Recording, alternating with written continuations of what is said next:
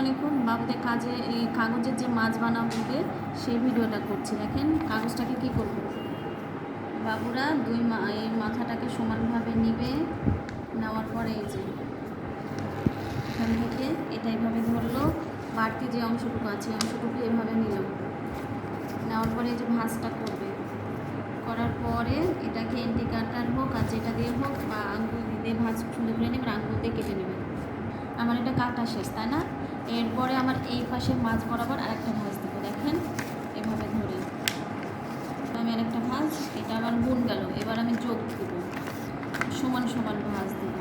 এইরাম এই যে ভাঁজটা। এরপরে দেখেন কী করবো। এবার আমি এই যে অংশটুকু দেখতে পাচ্ছেন না, এই মাথাটা, এই যে মাথাটাকে আমি এইভাবে ধরে এই দুইটা অংশ ভিতরে ঢুকাবো। এই অংশটুকু এই অংশটুকু এই যে দিলাম এভাবে। আমার এটা ঘরের একটা চালের মতো হলো, সবাই দেখতে পাচ্ছেন তো।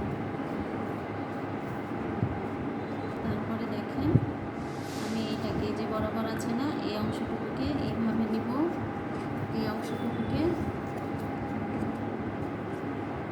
এইভাবে, এই যে দেখলেন আমি এটাকে ভাঁজ করে নিলাম। যখন আমি এই পাশে দিয়ে দিলাম, এখন কিন্তু দেখেন আমাদের এইভাবে দেখতে পাচ্ছেন মাছটা এবার তৈরি হয়ে গেছে। এবার মাছকে আমি সুন্দরভাবে একটা ঠোঁটের একটা আকৃতি, যে মাছের যে মুখ সেটাকে দিলাম। এই যে তারপরে কি করব, এখানে আমি চোখ দিয়ে দিলাম।